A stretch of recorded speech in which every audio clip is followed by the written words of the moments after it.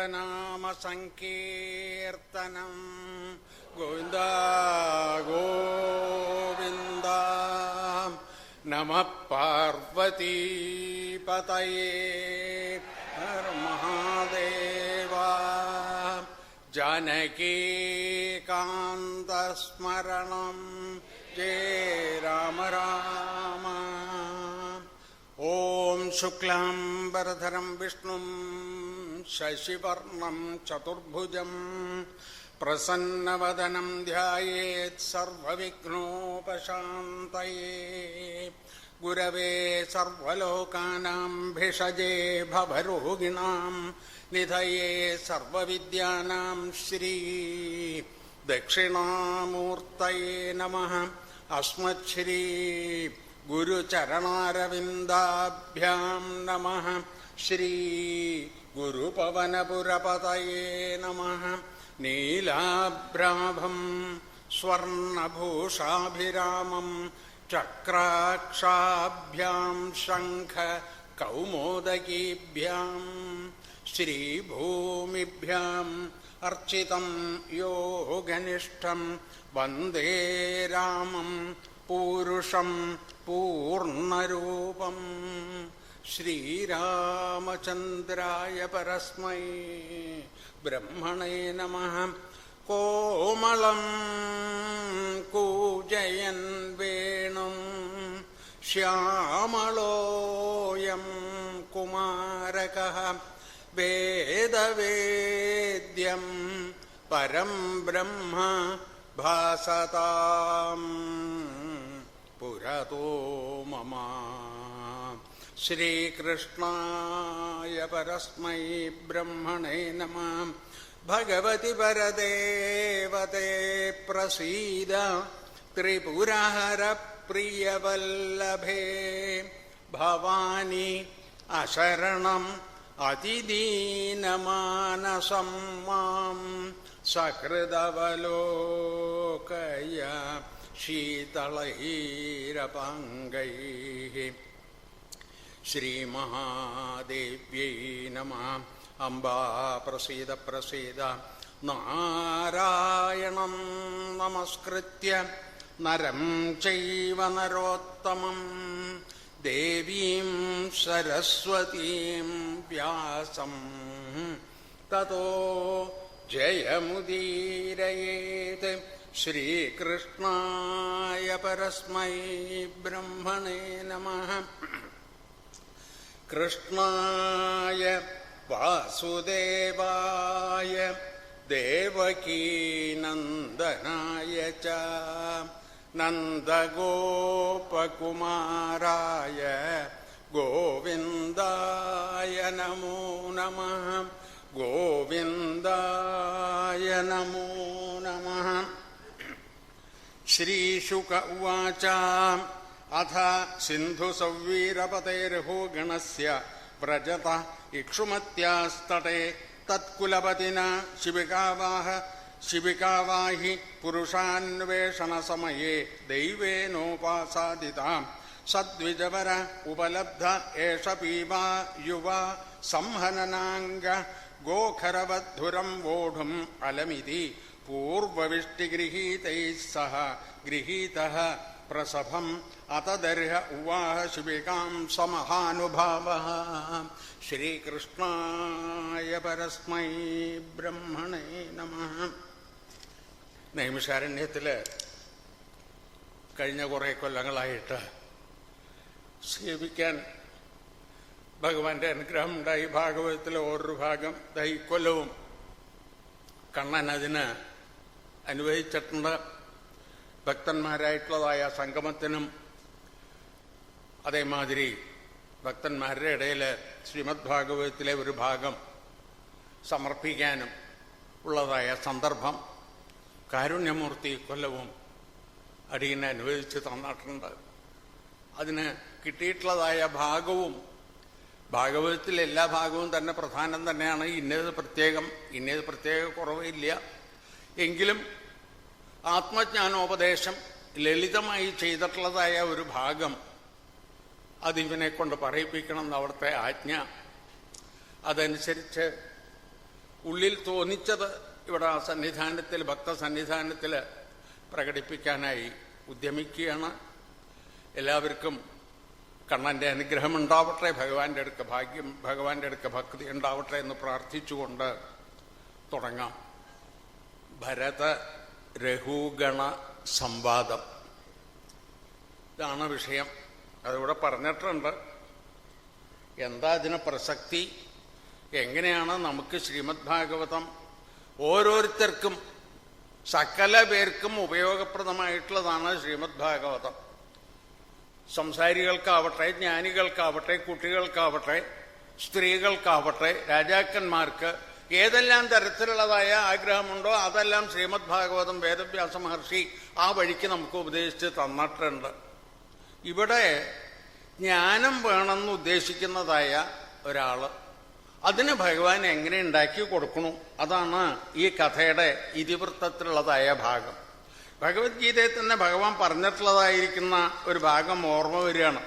യഥൈധാംസി സമിദ്ധാഗ്നി ഭസ്മസാത് കുരുതേ അർജുന ജ്ഞാനാഗ്നി സർവകർവാണി ഭസ്മസാത് കുരുതേ. എങ്ങനെ ഒരു ജ്ഞാനം കൊണ്ട് സകല കർമ്മങ്ങളും ഭസ്മമാക്കി ചെയ്യുകയാണ്, പിന്നെ ഒന്നും ബാക്കിയില്ലാതിരിക്കുക. അർജുനന് ഉപദേശിച്ചിട്ടുള്ളതായ തന്നെ കാര്യം, ജ്ഞാനാഗ്നി, ജ്ഞാനമാകുന്നതായ അഗ്നി, അത് കർമ്മങ്ങളാകുന്നത് അതിനെ മുഴുവൻ എങ്ങനെ അഗ്നി വിറകുകൾ ഭസ്മമാക്കണോ അതേമാതിരി ഇല്ലാതെ കണ്ടാക്കും. എന്താ ഇതിൻ്റെ പ്രസക്തി എന്ന് ചോദിച്ചപ്പോഴാണ് നമുക്ക് മനസ്സിലാവുന്നത്. നമ്മൾ എത്ര കർമ്മങ്ങൾ ചെയ്തിട്ടുണ്ട് ഭഗവാന്റെ പൊന്നിൻ തൃപ്പാദത്തിൽ എത്തിച്ചേരാനായിട്ട്, ഇനിയൊരിക്കൽ ഈ ജന്മം കിട്ടാതിരിക്കാനായിട്ട്, ഗർഭവാസ ദുഃഖം ഉണ്ടാവാതിരിക്കാൻ ഒരൊറ്റ മാർഗം കണ്ണന്റെ തൃപ്പാദത്തിൽ എത്തിച്ചേരുക, അതായത് മോക്ഷപദം ഉണ്ടാവുക. അതിനെന്താ മാർഗം? ഇപ്പൊ കണക്ക് പറയുമ്പോൾ നമ്മുടെ അടുക്ക ഒന്നും ബാക്കി ഉണ്ടാവാൻ പാടില്ല. സൽക്കർമ്മമോ അതിൻ്റെ ഫലമോ, ദുഷ്കർമ്മമോ അതിൻ്റെ ഫലമോ, ഇതൊന്നും ബാക്കി ഉണ്ടാവാൻ പാടില്ല. അങ്ങനെയുള്ളതായ ഒരു നിലയുണ്ടെങ്കിൽ മാത്രമേ മോക്ഷപദത്തിന് അർഹതയുള്ളൂ എന്നാണ് ശാസ്ത്രങ്ങൾ പറയണത്. ഇവിടെ എങ്ങനെയാണ് അത് സാധിക്കുക? നമുക്കൊക്കെ ഞാൻ ഒന്നും കർമ്മം ചെയ്യണില്ല എന്ന് ഓരോരുത്തരും അവകാശപ്പെടുമ്പോൾ ഭഗവാൻ പറയണു, ആരും നഹി കശ്ചിത് ക്ഷണമപി ജാതു തിഷ്ഠത്യകർമ്മകൃത്. യാതൊരു കർമ്മവും ചെയ്യാതെ ആരും ഒരു നിമിഷം പോലും ഇരിക്കണില്ല.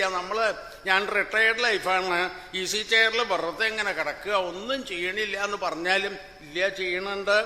കണ്ണ് മുമ്പ് കൂടി പോകുന്നവരെ മുഴുവൻ കാണുന്നു, ശബ്ദം എവിടെ ഉണ്ടെങ്കിലും അത് ചെവി വലിച്ചെടുക്കും, മറ്റുള്ളതായ കാര്യങ്ങൾ എന്തുണ്ടോ ഇതൊക്കെ നമ്മൾ അറിയുന്നുണ്ട്. അതിനേക്കാൾ തന്നെ തമ പറയുക, ഒരു ഈച്ചയുണ്ട് അതിങ്ങനെ കൈകൊണ്ട് ആട്ടുക, അല്ലെങ്കിൽ കൊതു വരുന്നു അതിങ്ങനെ വീശുക, അതിൻ്റെ ഇടയിൽ അത് ചത്തുപോയിച്ചാൽ അതിൻ്റെ ഒരു പാപമുണ്ടല്ലോ. അതേമാതിരി കർമ്മങ്ങൾ, സൽക്കർമ്മങ്ങൾ എന്ന് പറയണോ, എത്രയോ കർമ്മങ്ങളുണ്ട്, ഫലേച്ഛയായിട്ട് ഫല ഉദ്ദേശങ്ങളില്ലാതെ ഇങ്ങനെയെല്ലാമുള്ള കർമ്മങ്ങൾ.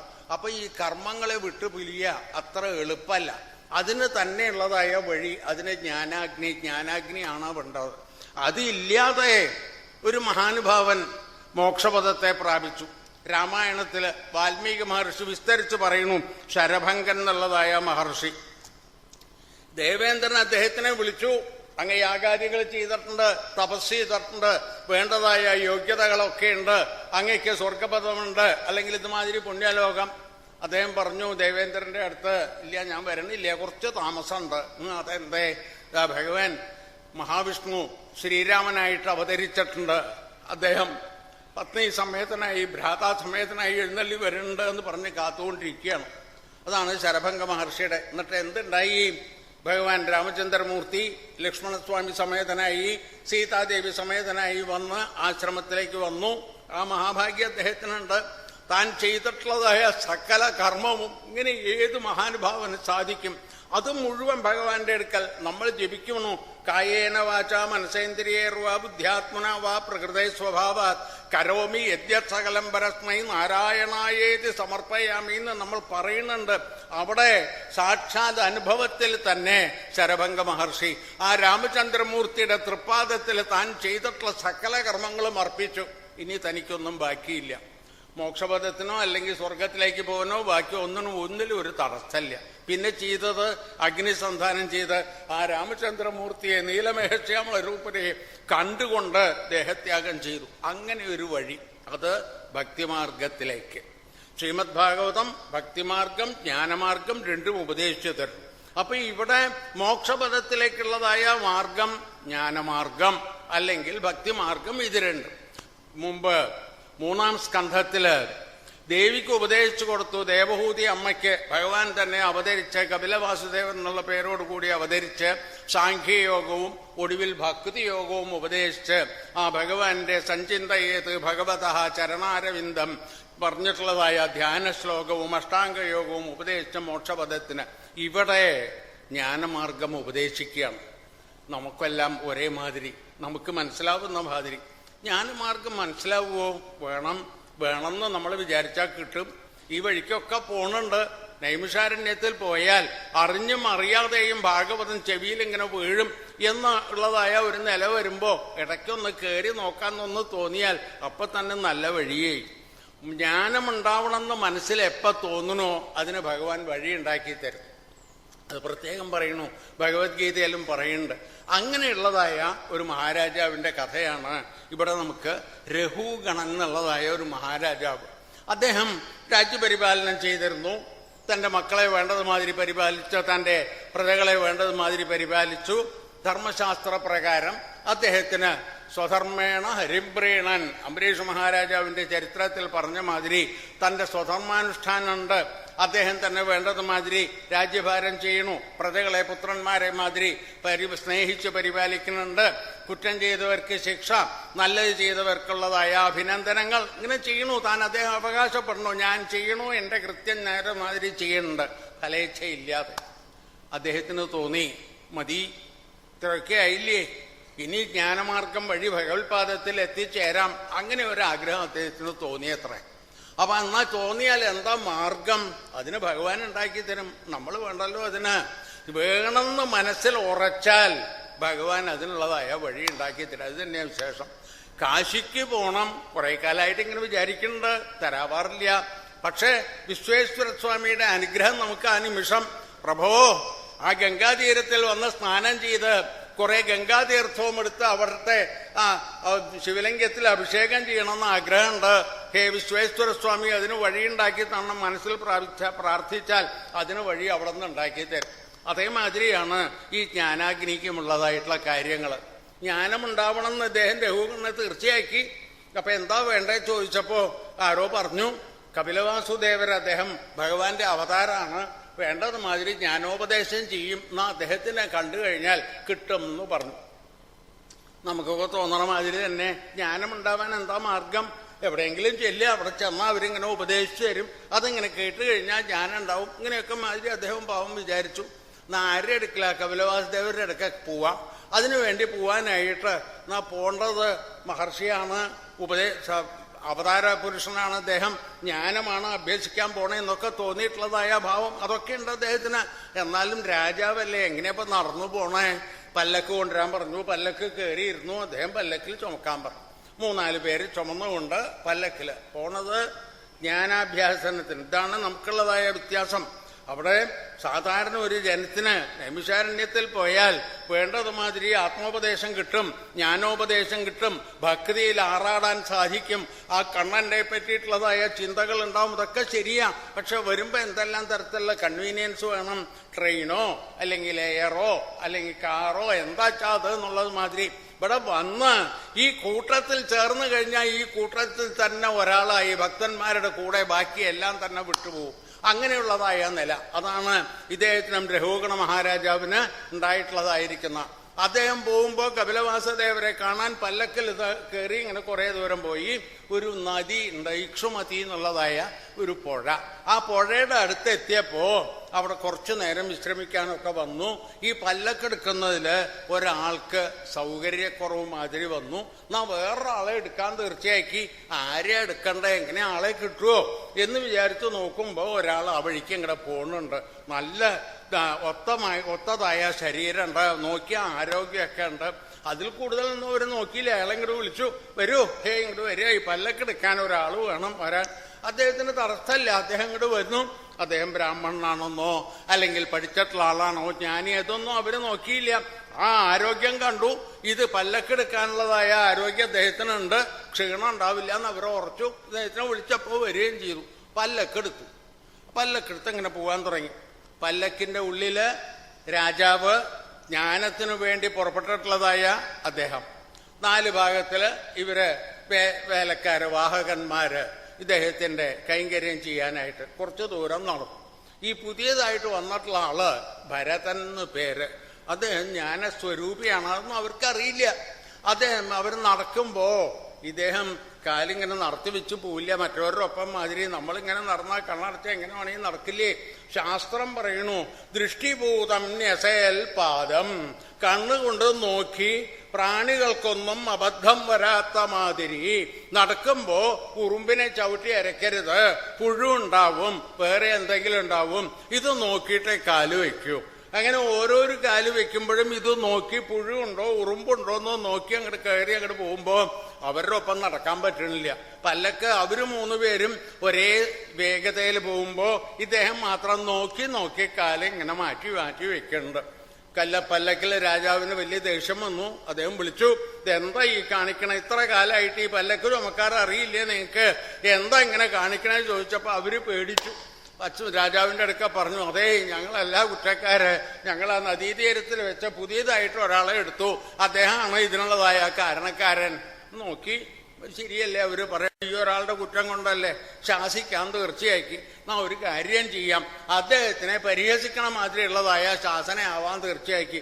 ഹേയ് എന്താ ഇങ്ങനെ പാവം, അങ്ങ് മാത്രല്ലേ ഈ പല്ലക്ക് ചുമന്നുകൊണ്ട് ഇങ്ങനെ വരണേ, എന്തൊരു ഭാര സഹിച്ചിരിക്കണേ, വഴി ഒരു പടിയായിരിക്കണു, ദേഹത്തിന് വല്ലാത്ത ക്ഷീണം എല്ലാം കൂടിയായിട്ട പാവം എന്നൊക്കെ പരിഹസിച്ചു. അദ്ദേഹം ഇത് കൂട്ടാക്കിയില്ല. അദ്ദേഹം ജ്ഞാനിയാണ്. അദ്ദേഹം പഴയ മാതിരി തന്നെ പല്ലക്ക് വഹിച്ചുകൊണ്ട് പോയി. അപ്പൊ അവര് 3 പേരും ഒരു വേഗതയില്, ഇദ്ദേഹം തനിയെ ഒരു വേഗതയില് കാലിങ്ങനെ നോക്കി നോക്കി ഉറുമ്പും പുഴുവും ഒന്നും ഇല്ലാതെ. മഹാരാജാവിന് അങ്ങനെ കലി ഇളകി എന്നാ പറയണേ. നോക്കണം, ജ്ഞാനാഭ്യാസത്തിന് പോകുന്ന ആളാ, നമുക്കൊക്കെ ഉള്ളത് മാതിരി തന്നെ പഠിക്കണം എന്നുണ്ട്, ഭഗവാന്റെ അടുക്ക ഭക്തി വേണമെന്നുണ്ട്, ജ്ഞാനം ഉണ്ടാവണമെന്നുണ്ട്, ശ്രീമദ് ഭാഗവതം പഠിക്കണം എന്നുണ്ട്, ഇതൊക്കെ ഉണ്ട്. പക്ഷെ ഉള്ളിലുള്ളതായ കാമം, ക്രോധം, ലോഭം ഇതൊന്നും വിട്ടുപോയിട്ടില്ല. അതിന്റെ പ്രതീകമായിട്ട് തന്നെ രാജാവിന് ദേഷ്യം വന്നു. വിളിച്ചു, ഹേ അങ്ങയുടെ അടുക്കല്ലേ പറഞ്ഞത്, അങ്ങ് ജീവൻ മൃതനാണ്, ജീവിച്ചിരിക്കുമ്പോഴും മരിച്ചവനെ മാതിരി അങ്ങയുടെ പെരുമാറ്റം. ഞാൻ രാജാവ് ആജ്ഞാപിക്കണു, അത് കേട്ട് അനുസരിക്കാനുള്ളതായ ഭാവം പോലും അങ്ങയ്ക്കില്ല, അങ്ങയെ ഞാൻ ശിക്ഷിക്കും. യമധർമ്മരാജാവ് ഭൂമിയിലുള്ളതായ മനുഷ്യരെ ശിക്ഷിക്കണം, പാപം ചെയ്തതിന് ചെയ്യുന്നത് മാതിരി ഞാൻ അങ്ങയെ ശിക്ഷിക്കും, വേണ്ടത് മാതിരി പാഠം പഠിപ്പിക്കും എന്ന് ദേഷ്യപ്പെട്ടു പറഞ്ഞു. ഇദ്ദേഹത്തിന്റെ ഭാഗ്യം നോക്കണം, കണ്ണൻ അനുഗ്രഹിച്ച് പറഞ്ഞേച്ചിട്ടുള്ളതായിരിക്കുന്ന ജ്ഞാനോപദേശത്തിന് വന്ന ഗുരുവല്ലേ ഇദ്ദേഹം. അദ്ദേഹത്തിന് മഹാരാജാവിന്റെ ഈ വാക്ക് കേട്ട സമയത്ത് ചില വാക്കുകൾ അതില് യമധർമ്മരാജാവിന്റെ ശിക്ഷ മാതിരി ആ ഉള്ളിലുള്ളതായ ഭാവങ്ങള് താൻ നടക്കാൻ പോണു ഇതൊക്കെ പറഞ്ഞപ്പോ ഇദ്ദേഹത്തിന് കനിവ് തോന്നി രാജാവിന്റെ അടുത്ത്. അദ്ദേഹം പറഞ്ഞു, ഓ അങ്ങ് പറഞ്ഞിട്ടുള്ളതായ ഒരു കാര്യം ശരിയാട്ടോ, ഞാൻ ജീവൻ മൃതൻ, ജീവിച്ചിരിക്കുകയാണെങ്കിലും മൃതനെ മാതിരി തന്നെയാ. കാരണം ജീവിക്കുക മരിക്കുക ജീവിക്കുക മരിക്കുക, ഇത് ജീവൻ മൃതന്റെ സ്വഭാവമാണല്ലോ. പക്ഷെ മറ്റൊരു കാര്യം പറഞ്ഞു, അതില്ല, ക്ഷീണുണ്ട്, തടിച്ചവൻ, മെലിഞ്ഞവൻ, ഇതൊക്കെ ശരീരത്തിന്റെ. ഞാൻ ചുമന്നാലല്ലേ എനിക്ക് ഇതിന്റെ ഭാരം വഹിക്കേണ്ടതായ കാര്യമുള്ളൂ. ചുമക്കണത് ശരീരമാണ് ചുമക്കണത്, എനിക്കിപ്പോ അതിന്റെ എന്താ ഒന്നുമില്ല. അതുകൊണ്ട് അങ്ങ് ആ പറഞ്ഞ ഭാഗം തെറ്റാ. അതേമാതിരി വേറൊരു കാര്യം അങ്ങ് പറഞ്ഞു, എന്താന്നാണെങ്കില് അങ്ങ് രാജാവാണ്, രാജാവാൻ ഈ പ്രാവശ്യം ഈ ജന്മത്തില് വിധി അങ്ങക്ക് പറയണു, അങ്ങ് രാജാവായിട്ടും ഞാൻ വാഹകനായിട്ടും. ഇത് നാളെ മാറാനും വിരോധമില്ല, ഞാൻ രാജാവായി അങ്ങ് വാഹകനാവും, അപ്പൊ ഇതിനും സ്ഥിരതയില്ല. അപ്പൊ അങ്ങനെ പറയുന്നതിൽ അർത്ഥമില്ല. പിന്നെ എന്താ അങ്ങക്ക് നിർബന്ധമാണ് വഹിക്കണത്? ഓ കൊണ്ടുപോവാം. ഇനി വേറൊരു കാര്യം പറഞ്ഞു, അതാ ബഹു രസമായിട്ടുള്ളതായ കാര്യം, അങ്ങ് ശിക്ഷിക്കുന്ന പറയണു. ആരെയാ ശിക്ഷിക്കുക? ഈ ശിക്ഷിക്കണത് കൊണ്ട് എന്ത് ഗുണമുണ്ട്? ഒരാള് തലയ്ക്ക് സ്ഥിരതയില്ലാതെ ബോധമില്ലാതെ മദ്യപാനം ചെയ്തിട്ടോ മറ്റേതെങ്കിലും കാരണങ്ങളെ കൊണ്ട് സ്വബുദ്ധി തന്നെ ഇല്ലാത്ത ഒരാളെ പിടിച്ച് 4 അടിയടിച്ചത് കൊണ്ട് എന്ത് വ്യത്യാസം ഉണ്ടാവാൻ പോണേ? അപ്പൊ അത് പിഷ്ടപേഷം, കുഴച്ച മാവിനെ കുഴക്കണ മാതിരിയുള്ള ഫലേ ഉള്ളൂ. അയാളെ ഉദ്ധരിച്ചു എന്ന് അടിക്കണ ആൾക്ക് തോന്നും. അതേമാതിരി ബ്രഹ്മസ്വരൂപത്തെ ധ്യാനിച്ചുകൊണ്ട് ഒരാൾ ഇങ്ങനെ പോവുക, അയാളെ പിടിച്ച് 4 അടിയടിച്ചാൽ എന്താ ഉണ്ടാവുക? നമുക്കറിയാം. ഭാഗവതത്തിന് കാരണം തന്നെ പരീക്ഷിത്ത് മഹാരാജാവ് തപസ് ചെയ്യണ ഒരു മഹർഷിയുടെ അടുക്ക ചെന്നു.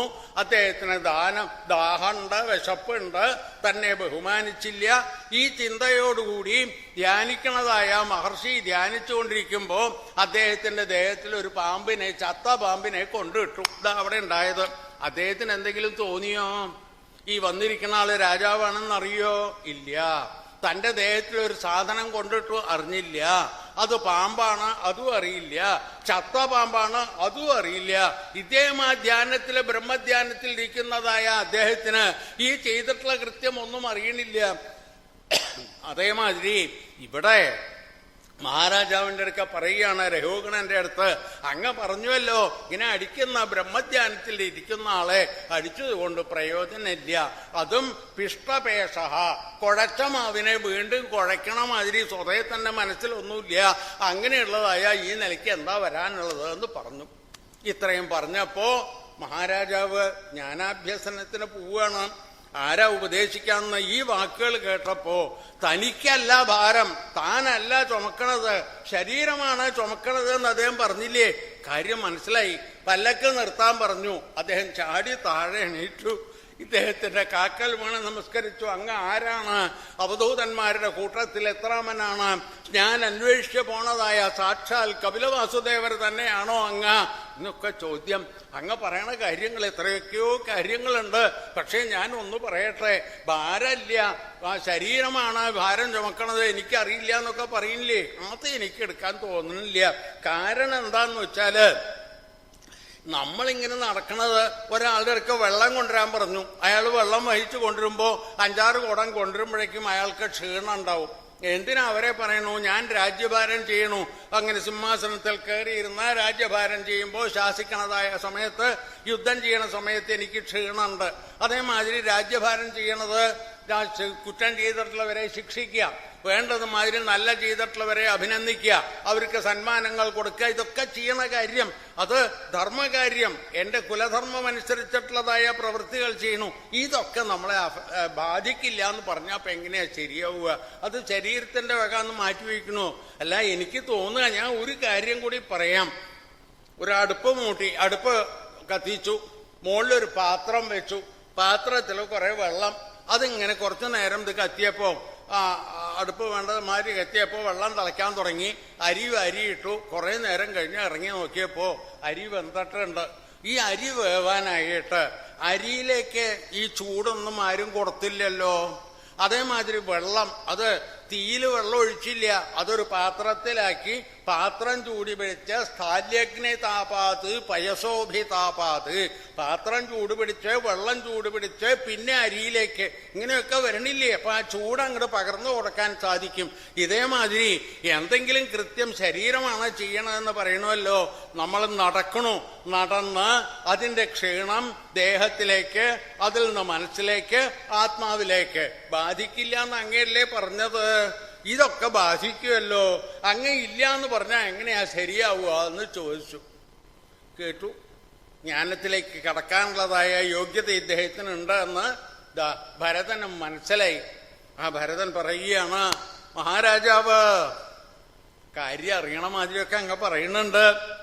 കാരണം ഇത്രയെല്ലാം അവാച്യവാദാംശ്ച ബഹൂന്, അർജുനന്റെ അടുക്ക കണ്ണം പറഞ്ഞ മാതിരി തന്നെ പറയണത്. ഞാൻ വളരെ കാര്യങ്ങളൊക്കെയാണ് പറയണത്. എന്താണെന്നാണെങ്കിൽ യുദ്ധത്തിൽ പലരെ കൊല്ലേണ്ടി വരും, അതിന്റെ പാപമുണ്ട്. അങ്ങനെയൊക്കെ വരുമ്പോൾ സ്ഥിരമായിട്ട് നരകത്തിൽ താമസിക്കണം എന്നൊക്കെ അവിടെ പറഞ്ഞപ്പോൾ ഭഗവാൻ പറയുകയാണ്, എന്തൊക്കെയാ ഈ പറയണ? പണ്ഡിതന്മാര് പറയണതൊക്കെ അങ്ങ് പറയില്ലേ? അകോവിദ വാദവാദാനേ. അകോവിദ യോഗ്യതയില്ലാത്ത ആള് പറയുമ്പോൾ വലിയ കേമായിട്ട് പറയുക.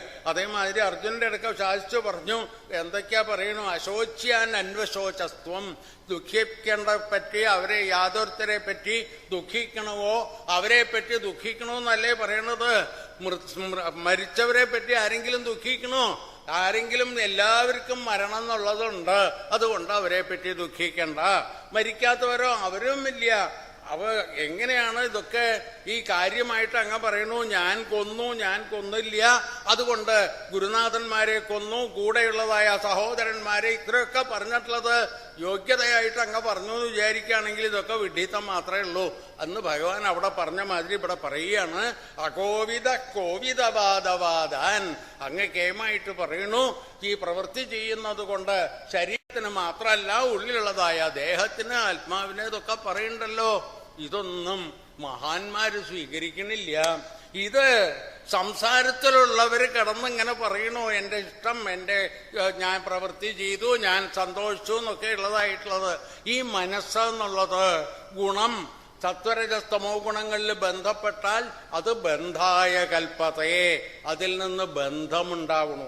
ആ ഗുണത്തിൽ നിന്ന് വ്യത്യാസപ്പെട്ട് കഴിഞ്ഞാൽ മോക്ഷായ കൽപ്പതയെ, അത് മോക്ഷത്തിന്. അങ്ങനെ എന്താ പറഞ്ഞത്? അത് പറഞ്ഞുതരാം. നമ്മൾ ചെയ്യണതായിട്ടുള്ളതായിരിക്കുന്ന കാര്യങ്ങളിൽ ഇത് നമ്മുടെ കൂടെ ഒരു 10-11 പേര് നമ്മുടെ അടുക്കലുണ്ട്. 5 ജ്ഞാനേന്ദ്രിയങ്ങൾ, 5 കർമ്മേന്ദ്രിയങ്ങൾ, മനസ്സ്. ഇത് കൂടിയാൽ 11 ആയിത്തീരും. ജ്ഞാനേന്ദ്രിയങ്ങൾ ഏതാണ്? കണ്ണ്, മൂക്ക്, നാക്ക്, ചെവി, ത്വക്ക്, തൊലി. അതേമാതിരി അത് ജ്ഞാനേന്ദ്രിയങ്ങൾ. കർമ്മേന്ദ്രിയങ്ങൾ കയ്യ്, കാല്, മലമൂത്ര വിസർജനത്തിനുള്ളതായ 2 ഇന്ദ്രിയങ്ങൾ, വാക്ക്, ഇങ്ങനെയുള്ളതായ 5 പ്രവൃത്തി ചെയ്യുന്നതായ കർമ്മേന്ദ്രിയങ്ങൾ.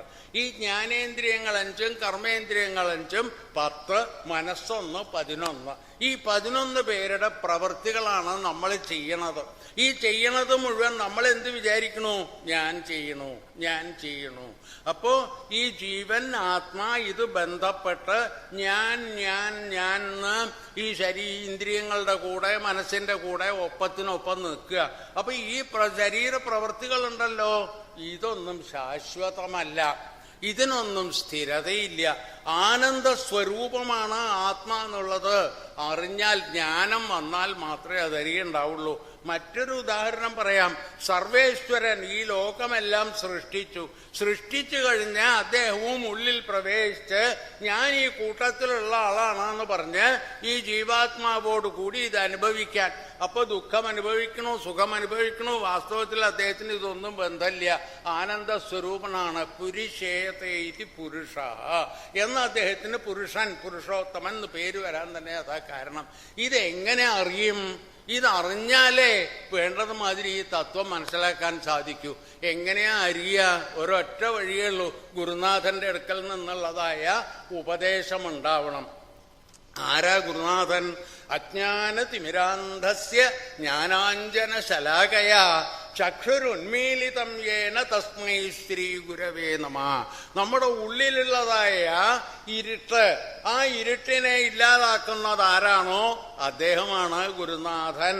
ആ ചക്ഷുരുന്മീലിതം, അദ്ദേഹം കണ്ണില് ഏതെങ്കിലും തിമിരമോ അതുമാതിരി രോഗങ്ങൾ വന്നാൽ മഷി എഴുതുക, മരുന്ന് പുരട്ടുക, അങ്ങനെ ഉണ്ടാക്കി കണ്ണിന്റെ രോഗം തീരണ മാതിരി നമ്മുടെ ഉള്ളില് ഹൃദയത്തിലുള്ളതായ രോഗത്തെ, അജ്ഞാനമാകുന്നതായ രോഗം അതില്ലാതെ കണ്ടാക്കണത് ആരാണോ അതാണ് ഗുരു.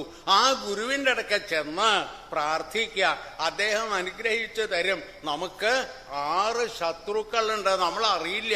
നമ്മൾ പുറമേയുള്ളതായ ശത്രുക്കളെ അന്വേഷിച്ചുകൊണ്ട് പോവുകയാണ്. നമ്മുടെ ശത്രുക്കളെ മുഴുവൻ നിഗ്രഹിക്കണം. ദേവിയുടെ അടുക്ക പ്രാർത്ഥിക്കണതായ രംഗമുണ്ട്. സംസ്മൃതാത്വന്നോ ഹിംസേധാ പരമാപദ. ദേവിയുടെ അടുക്ക ദേവന്മാര് പ്രാർത്ഥിച്ചു. ദേവി അവിടുത്തെ അടുക്കൽ ആശ്രയിക്കുന്നതായ ഞങ്ങളുടെ ജനങ്ങള്, മനുഷ്യരോ ദേവന്മാരോ ആരായാലും അവര് അവിടത്തെ സ്മരിച്ചു കഴിഞ്ഞാൽ സകല ശത്രുക്കളെയും ഇല്ലാതെ കണ്ടാവണം. ഹിംസേതാ പരമ ആപത്തുകളില്ലാതെ ഉണ്ടാക്കണം അവിടെ. അപ്പൊ നമ്മൾ ആപത്തുകളേതാ, ശത്രുക്കളേതാന്ന് നമ്മൾ സേവിക്കുമ്പോൾ എന്നെ ഇന്ന ആൾ ഉപദ്രവിച്ചിട്ടുണ്ട്, വേറൊരാൾ ഉപദ്രവിച്ചിട്ടുണ്ട്, എനിക്കൊരു നല്ലത് വരുമ്പോൾ ഒരാൾ തടയാൻ നിന്നു, വേറൊരു തരത്തില് ഇങ്ങനെയുള്ളതായ ചിന്തകള് നമ്മൾ അവിടേക്കൊന്നും പോകണ്ട, ശത്രുക്കൾ ഇവിടെ തന്നെയാ. പ്രഹ്ലാദസ്വാമി അച്ഛന്റെ അടുക്കലും പറഞ്ഞു, അച്ഛൻ എല്ലാ ദിക്കിലും പോയല്ലോ, സകല ദിക്കിലും, എന്നിട്ടോ എല്ലാവരെയും ജയിച്ചു. കഷ്ടേ, അച്ഛനെ ഒന്നും മറന്നുപോയല്ലോ. അച്ഛന്റെ ഉള്ളിൽ തന്നെ ഒളിഞ്ഞിരിക്കണ 5-6 പേരുണ്ട്. കാമ, ക്രോധ, ലോഭ, മോഹ, മത, മാത്സര്യ, ഇങ്ങനെയുള്ളതായ 6 പേര്. ഇതാണ് നമ്മുടെ ശത്രുക്കൾ. അവരെ ജയിച്ചു കഴിഞ്ഞാൽ നമുക്ക് വേറെ ഒന്നുമില്ല, ആനന്ദം മാത്രമേ ഉള്ളൂ. ഇവിടെ രഘുഗണ മഹാരാജാവിന് ഭരതൻ ഉപദേശിക്കുന്നു, ഹേ മഹാരാജാവ്, ഈ ശത്രുക്കൾ 6 പേരെ ഇവരെ ജയിച്ചു കഴിയണം. ആ ഗുരുനാഥന്റെ അനുഗ്രഹം കിട്ടിയാല് ഇവരെ ജയിക്കാം. അപ്പൊ നമുക്ക് മനസ്സിലാവും ഞാനല്ല, സർവേശ്വരനാണ്, എന്റെ ഉള്ളതായിരിക്കുന്ന ജീവാത്മാവും പരമാത്മാവ് സ്വരൂപവും ഒന്നാണ്. ഈ ശരീരം ഏതോ കർമ്മബലം അനുഭവിക്കാൻ വേണ്ടി ഇതിൻ്റെ ഉള്ളിൽ കയറിയിരിക്കണു. ശരീരത്തിന്റെ പ്രവൃത്തിയായിട്ട് അത് വരണവു പോണു വ്യത്യാസങ്ങൾ. ഇത് ശാശ്വതമല്ല, ഇത് ഓർമ്മ വെക്കാമെന്ന് പറഞ്ഞു. മഹാരാജാവ് കേട്ടു. ഈ പറയുന്നതിൽ എന്തൊക്കെയോ തത്വങ്ങളുണ്ട്. താൻ പറഞ്ഞ ഭാഗം താൻ അവകാശപ്പെട്ടതാ. ഞാൻ രാജ്യഭാരം ചെയ്യണു, വേണ്ടതുമാതിരി ധർമ്മകാര്യങ്ങളെല്ലാം അനുഷ്ഠിക്കുന്നുണ്ട്, സ്വധർമ്മേണ ഹരിം പ്രിയൻ എന്ന് പറയുന്ന മാതിരിയുള്ളതായ സ്വധർമാനുഷ്ഠാനം ചെയ്യണു, ഭഗവാനെ സേവിക്കണു. എന്നിട്ട് ഇവിടെ പറയണു ഈ ശരീരത്തിന് ബന്ധമില്ല എന്ന്. ഏതായാലും മഹാനുഭാവനായിട്ടുള്ളതായ ഈ ഗുരുനാഥന് വേണ്ടതുമാതിരി നമുക്ക് ഉപദേശിച്ചിരിക്കണു. നമസ്കരിച്ചു. വേണ്ടതുമാതിരിയുള്ളതായിരിക്കുന്ന അവിടത്തെ പാദത്തിൽ വീണങ്ങട് നമസ്കരിക്കുമ്പോ എന്ത് ഭക്തിയാണ്. നമോ നമഃ കാരണവിഗ്രഹായ, ഏതോ ഉദ്ദേശത്തിനു വേണ്ടി ശരീരമെടുത്തിട്ടുള്ളതായ ഹേ മഹാനുഭാവ, അവിടത്തെ പാദാരവിന്ദത്തിൽ അടിയനിതാ നമസ്കരിക്കണു. എനിക്ക് സംശയങ്ങളുണ്ട്, എന്നെ ഉപദേശിക്കണം. ഞാൻ ഈ സംസാരത്തിൽ കടന്ന് കഷ്ടപ്പെടുന്നതായ ഇവന് വേണ്ട ഉപദേശങ്ങൾ തന്ന് എങ്ങനെ ദാഹിക്കുന്നവന് വെള്ളം കൊടുത്ത് ദാഹം തീർക്കണുവോ അതേമാതിരി സംസാരമാകുന്നതായ ഈ വിഷം, സംസാര സർപ്പം, അത് ദംശിച്ചത് കൊണ്ടുള്ള വിഷത്തിൽ നിന്ന് മോചനം കിട്ടാൻ അങ്ങയുടെ വാക്കുകൾ വേണ്ടതുമാതിരി ഉപകരിക്കണു. അങ്ങനെയെല്ലാം ചെയ്തിട്ടുള്ളതായ അവിടത്തെ പാദത്തില് അടിയനിതാ നമസ്കരിക്കണു. അങ്ങേ അപമാനിച്ചു, ആ പാപം തീരാനായിട്ട് അവിടുന്ന് കാരുണ്യമുണ്ടാവണം. എനിക്ക് ഒരു സംശയമുണ്ട് അവിടുന്ന് ഈ പറഞ്ഞിട്ടുള്ളതായ കാര്യങ്ങളിൽ. അതും കൂടി ഒരിക്കൽ കൂടി ചോദിക്കാം. ഈ പണിയെടുത്തിട്ട് ക്ഷീണം ഉണ്ടാവില്ല എന്ന് പറഞ്ഞില്ലേ? എനിക്കത് എടുക്കാൻ പറ്റണില്ല. അങ്ങ് പറഞ്ഞത് ശരീരമാണ്, അതിനാണ് ക്ഷീണം, എനിക്കല്ല എന്നൊക്കെ പറയണ്ടായി. ഇത് വേറെ എന്നൊക്കെ പറഞ്ഞു. ഉപദേശിക്കുമ്പോ ഗുരുനാഥന്റെ ഉപദേശം വേണം. ശരീരം വേറെ, ഉള്ളിലുള്ളതായ ജീവാത്മാ വേറെ, ജീവാത്മാവും ശരീരവും ഒന്നല്ല. ഈ ജീവാത്മാ ശരീരത്തോടു കൂടി ഞാൻ ഇതാണെന്ന് ചിന്തിക്കുമ്പോ, ഇപ്പൊ നമ്മളൊക്കെ ചോദിച്ചു കഴിഞ്ഞാൽ ആരാ? ഉടനെ പറയും രാമൻ, അല്ലെങ്കിൽ ഗംഗ, ദേവി. മറുപടി പറയാൻ സംശയമൊന്നുമില്ല. അപ്പൊ ചോദിക്കുന്ന ആള് പറയുക, നിങ്ങളുടെ പേര് ചോദിച്ചില്ല, നിങ്ങൾ ആരാ? ഞാൻ ആരാ ചോദിച്ചാ പുരുഷൻ എന്ന് പറയും, അല്ലെങ്കിൽ മനുഷ്യൻ, അതും ചോദിച്ചില്ല. അതൊക്കെ അറിയാം, ഞങ്ങൾക്ക് കണ്ടാ അറിയാം. അങ്ങേ ആരാ? ആ ചോദ്യത്തിന് ഉത്തരമില്ല. അതിനാണ് ആത്മജ്ഞാനികൾ മറുപടി പറയണത്. ഉള്ളിലുള്ളതായ ചൈതന്യ രൂപം, എങ്ങും നിറഞ്ഞിരിക്കുന്നതായ പരമാത്മസ്വരൂപം, അതറിയണമെങ്കിൽ ഗുരുനാഥന്റെ അനുഗ്രഹമാണ്. ആ പരമാത്മസ്വരൂപത്തിന്റെ ഇത് പറഞ്ഞതാണ് മഹാരാജാവിന് അങ്ങോട്ട് ധരിക്കാൻ എത്തിയില്ല. ശരീരത്തിനാണ് ക്ഷീണം എന്ന് പറഞ്ഞത്. എനിക്ക് ആ ഭാഗം മനസ്സിലായില്ലല്ലോ ചോദിച്ചു. അദ്ദേഹം പറഞ്ഞു, പറഞ്ഞുതരാം, പേടിക്കണ്ട. അങ്ങ് ചോദിച്ചതായ ചോദ്യത്തിനുള്ളതായ ഭാഗ്യം. അങ്ങിപ്പോ എവിടേക്കാ പോണേ? ഞാൻ കപിലവാസുദേവരെ കാണാൻ പോവുക. എങ്ങനെ? ദാ പല്ലക്കിൽ കയറിയിരിക്കണു. നിങ്ങൾ 3-4 പേര് പല്ലക്ക് ഇങ്ങനെ വഹിച്ചു കൊണ്ട് പോണുണ്ട്.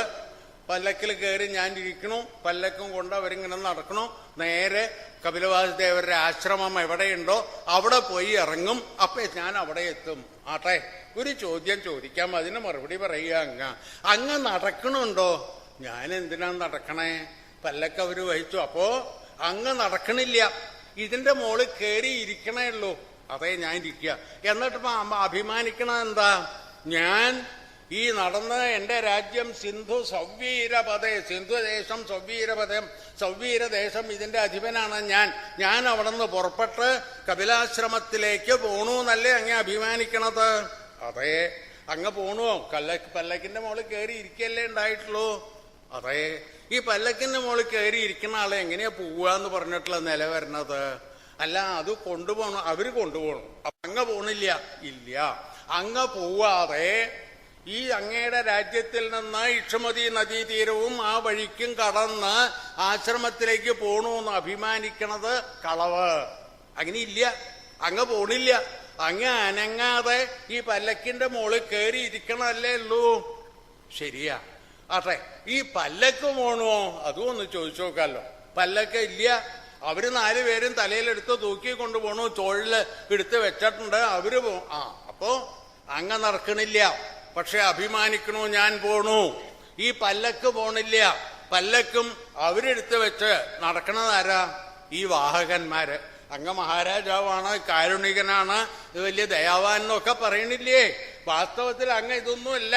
അവരെ കൊണ്ട് നടത്തി ഞാൻ അവകാശപ്പെടുക, ഞാനാ കേമൻ, ഞാൻ നടക്കണമെന്ന്. ഇത് തന്നെയാണ് മായ എന്ന് പറയണത്. ഇല്ലാത്തതിനെ ഉണ്ടെന്ന് വിചാരിച്ചിരിക്കുന്നതായ കൃത്യത്തിന് മായ.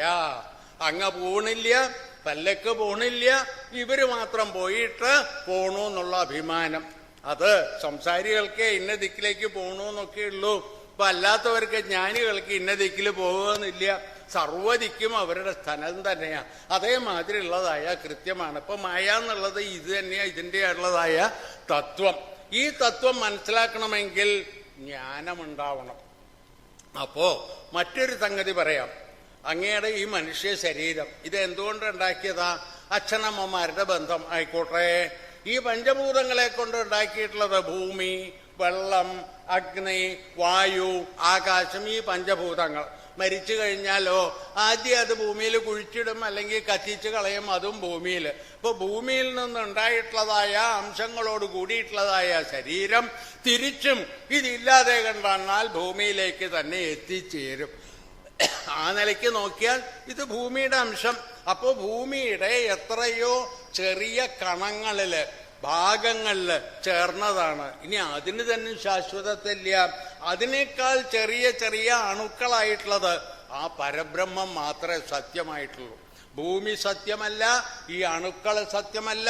നിങ്ങളും ഞാനും, അല്ലെങ്കിൽ ഇതേമാതിരി മരം കൊണ്ടുണ്ടാക്കിയ പല്ലക്ക്, അതും കത്തിച്ചു കഴിഞ്ഞാൽ അല്ലെങ്കിൽ കേടുവന്നാൽ ഭൂമിയിലിട്ടും അതും വെള്ളത്തിന് ഭൂമിയുടെ ഭാഗത്തേക്കായിട്ട് ചേരും. അപ്പൊ ഈ പരമാണുക്കളോ അതിനേക്കാൾ ഉള്ളിലുള്ളതായ ചൈതന്യ രൂപം ഒന്ന് മാത്രമേ ശാശ്വതമുള്ളൂ. ഈ തത്വം മനസ്സിലാക്കണം. ഇത് മനസ്സിലാക്കണമെങ്കിൽ ആദ്യം പറഞ്ഞ മാതിരി ഗുരുവിന്റെ അനുഗ്രഹം. നമ്മൾ എന്ത് ചെയ്യണം? മഹാനുഭാവന്മാര്, ഭക്തോത്തമന്മാര്, അവരുടെ പാദധൂളികൾ നമ്മുടെ ശിരസ്സിൽ പതിയണം. എത്രയധികമുണ്ടോ ഉദാഹരണം. ഭക്തന്മാരുടെ അടുക്കൽ കാക്കൽ വീണങ്ങട് നമസ്കരിക്കുക. പ്രണമേത് ദണ്ഡവദ്ഭൂമൗ ആശ്വചാണ്ഡാലഗോഖരം. ഉദ്ധവർക്ക് ഉപദേശിച്ചു കണ്ണൻ. ഉദ്ധവര് വിട്ടുപിരിയാൻ, ഭഗവാനെ വിട്ടുപിരിയാൻ വലിയ വിഷമാ. അവിടത്തെ അടുക്കൽ മന്ത്രിയായി, സഖാവായി, കൂടെ എപ്പോഴും കൊണ്ടുപോകാറുണ്ട്. എനിക്ക് അവിടത്തെ വിട്ടുപിരിയാൻ സാധിക്കില്ല എന്ന് പറഞ്ഞു അത്രേ. ഭഗവാനാണെങ്കിൽ സ്വസ്ഥാനത്തിലേക്ക് എഴുന്നള്ളിയിരിക്കാനായി 4 തൃക്കൈകളോട് കൂടി കാലിന്റെ മുകളിൽ കാലും വിട്ടങ്ങനെ നിൽക്കുന്നതായ സമയത്താണ് ഉദ്ധവര് വന്ന് കാക്കൽ വീണത്. അതിനെന്താ ഉദ്ധവരെ, ഞാൻ എല്ലാ ദിക്കിലും ഉണ്ടല്ലോ എന്ന് പറഞ്ഞു. ഇതൊന്നും പറഞ്ഞാൽ മനസ്സിലാവുന്നില്ല. അവിടുന്ന് ഇപ്പൊ തയ്യാറായിട്ട് ബ്രഹ്മാദികൾ വന്ന് മുകളിൽ സ്തോത്രം ചെയ്തുകൊണ്ടിരിക്കുന്നു. അവിടുന്ന് എഴുന്നള്ളി പോവാൻ തയ്യാറായിട്ടിരിക്കല്ലേ? ഇല്ല, സാരല്ല, എന്നെ എല്ലാ ദിക്കിലും കാണാൻ പറ്റുന്നില്ലേ? എവിടെ കാണണേ? അങ്ങേ ഇപ്പൊ ഇവിടെ നിന്ന് അങ്ങോട്ട് പോയി കഴിഞ്ഞാൽ പിന്നെ ഞാൻ ഒറ്റയ്ക്കായില്ലേ? എനിക്കിത് സഹിക്കാൻ സാധിക്കില്ല. അപ്പോഴാണ് പറഞ്ഞത്, അത് കാണാൻ ഒരു വഴിയുണ്ട്, ഞാൻ പറയണ പ്രകാരം ചെയ്യൂ. ആരെ കണ്ടാലും നീട്ടി നിവർന്ന് അങ്ങോട്ട് നമസ്കരിക്കുക. പ്രണമേത് ദണ്ഡവത് ഭൂമൗ ആശ്വചാണ്ഡാള ഗോഖരം. ആരെ കണ്ടാലും ആദ്യം ഒരു കഴുതയെ കണ്ടാൽ നീട്ടി നിവർന്നങ്ങോട്ട് നമസ്കരിക്കുക. അതിൻ്റെ ഉള്ളിലുള്ളതായ ചൈതന്യത്തിനെയാണ് നമസ്കരിക്കുന്നത്, പുറമേ ഉള്ളതായ മൃഗത്തിനെ അല്ല. ഒരു ചണ്ടാളൻ, കാട്ടിൽ ജീവിക്കുന്ന ഒരാള് നീട്ടി നമസ്കരിച്ചോളൂ. അതുമാതിരി ഒരു പശു, കഴുത, ഏതായാലും വിരോധമില്ല. അത് മുഴുവൻ സർവദിക്കിലും വാസുദേവ സർവമിതി സമഹാത്മാ സുദുർലഭ. ഈ സർവ്വദിക്കിലും വാസുദേവ ചൈതന്യത്തിനെ കാണാറാവണം. അതാണ് അതിലുള്ളതായ ആവശ്യം. ഇതെങ്ങനെ സാധിക്കും? മഹാന്മാരുടെ പാദധൂളി. എത്ര ഉദാഹരണം, എത്രയോ ഉണ്ട്. ശബരി, രാമായണത്തിലേക്ക് അങ്ങോട്ട് ചെന്നാൽ ശബരി പറയണു, ഹീനജാതിയിലുള്ള ഭഗവാന്റെ അടുക്ക, രാമചന്ദ്രമൂർത്തിയുടെ അടുക്ക സ്മരിക്കുമ്പോ തന്നെ നമുക്ക് തോന്നുന്നില്ലേ, ഞാനൊരു ഹീനജാതി, പഠിപ്പില്ല, ഐശ്വര്യമില്ല, വൃദ്ധയാണ്, സൗന്ദര്യമില്ല, ഇങ്ങനെയുള്ളതായി എനിക്ക് അവിടത്തെ ദിവ്യസ്വരൂപത്തിനെ കാണാൻ സാധിച്ചില്ലേ? നീലമേഘശ്യാമള രൂപം, ജടാമകുടം, പുറത്തുള്ളതായിരിക്കുന്ന വലിയ വില്ല്, മുട്ടുവരെ തൂങ്ങിക്കിടക്കുന്നതായ തൃക്കൈകൾ, ആവനാഴി, വാള്, ഈ മരവുരി ധരിച്ചിട്ട് ഇതെല്ലാം ഉള്ളതായ അവിടുത്തെ ഈ മനോമോഹനമായിട്ടുള്ളതായ രൂപം, കൂടെയുള്ളതായ ലക്ഷ്മണസ്വാമിയുടെ രൂപം, ഇതെങ്ങനെ കാണാൻ സാധിച്ചു? എന്റെ ഗുരുനാഥൻ മതങ്കന് കാണാൻ സാധിച്ചില്ലല്ലോ. അദ്ദേഹം യാഗം ചെയ്തിട്ടുണ്ട്, വേദങ്ങൾ ഉരുവിട്ടിട്ടുണ്ട്. അദ്ദേഹത്തിന്റെ ശിഷ്യന്മാർ അവർക്കൊന്നും സാധിക്കാത്തത് എങ്ങനെ സാധിച്ചു? സാക്ഷാൽ ഭഗവാന്റെ അടുക്ക തന്നെ ചോദിച്ച, എങ്ങനെ എനിക്ക് ഈ യോഗ്യത ഉണ്ടായി? അദ്ദേഹം പറയണു, ആദ്യം തന്നെ പറയണത് സത്സംഗം, സജ്ജനങ്ങളായിട്ടുള്ളതായ ആ സംഘം. ഗുരുനാഥനെ കണ്ടില്ലേ? അദ്ദേഹം എന്താ പറഞ്ഞത്? ചിത്രകൂട പർവ്വതത്തിൽ ശ്രീരാമൻ എത്തിയിട്ടുണ്ട്. അദ്ദേഹം ഇവിടെ എത്തുന്നത് വരെ എനിക്ക് ആയുസ്സില്ല. അത് കാണാനായി നിനക്ക് മാത്രമേ യോഗ്യതയുള്ളൂ. നീ ഇവിടെ ഇരുന്ന് രാമനെയും ലക്ഷ്മണനെയും വേണ്ടത് മാതിരി സ്വീകരിച്ച് ബഹുമാനിക്കണം എന്ന് അവിടെ നിന്ന് ഉപദേശിച്ചു. ആ ഉപദേശം നീ ചോദിച്ചില്ലേ? അപ്പോ എന്താ രാമന്റെ രൂപം?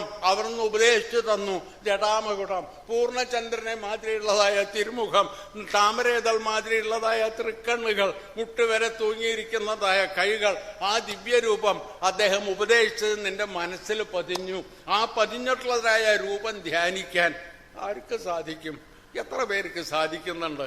നമ്മൾ അമ്പലത്തിൽ പോയി ഗുരുവായൂരപ്പനെ കാണുന്നു, ഇവിടെ ശ്രീകൃഷ്ണ പരമാത്മാവിനെ കാണുന്നുണ്ട്, ഞങ്ങൾ അമ്പാടിക്കണ്ണന്റെ അടുക്കൽ സർവാലങ്കാര ഭൂഷിതനായിട്ടുള്ളതായ മഹാപ്രഭുവിനെ കണ്ടുകൊണ്ടേയിരിക്കണം. പക്ഷെ ഇങ്ങനെ വീട്ടിലേക്ക് വന്നിട്ട് അതിങ്ങനെ ചിന്തിക്കാൻ തോന്നിയാൽ അതൊഴിച്ച് ബാക്കിയെല്ലാം കാണും. അവിടെയുള്ളതായ ജനങ്ങളോ തൊഴാൻ വരുന്നവരോ ബാക്കിയുള്ളവരോ ഇതേ കാണുന്നല്ലാതെ കണ്ണനെ കാണില്ല. എന്താ കാരണം? ആ ഉള്ളിലേക്കെടുത്ത് പാകപ്പെടുത്തി എടുക്കണില്ല. നിനക്ക് ശിപ്പടയാണ് ദേവിയുടെ അടുത്ത് പറയുന്നു, ശബരിയുടെ അടുത്ത്, ഹേ ശബരിമാത, അവിടെ നിന്ന് ഗുരുനാഥന്റെ ഉപദേശം ഉണ്ടായില്ലേ? ഉള്ളിൽ പതിഞ്ഞു ആ ധ്യാനം. അത് തന്നെയാണ് യോഗ്യത ഉണ്ടായത്. ഇവിടെ പറഞ്ഞു കൊടുക്കുകയാണ് രഘുഗണ മഹാരാജാവിന്, ഹേ മഹാരാജാവ്, ഈ ജ്ഞാനം എന്നുള്ളത് വെറുതെ വരില്ല. നമ്മൾ പോയിട്ട് എവിടെയെങ്കിലും ജ്ഞാനം വേണമെന്ന് വാങ്ങാൻ കിട്ടില്ല. ദാനം കൊടുത്താൽ അതിനും കിട്ടില്ല. വേദാഭ്യാസം ചെയ്താൽ അതിനും കിട്ടില്ല. കർമ്മങ്ങള് ഞാൻ 1 യാഗം ചെയ്തു, 2 യാഗം, 3 യാഗം മുറയ്ക്കിതെങ്ങനെ ചെയ്താൽ ഇല്ല, അവിടെയും കിട്ടില്ല.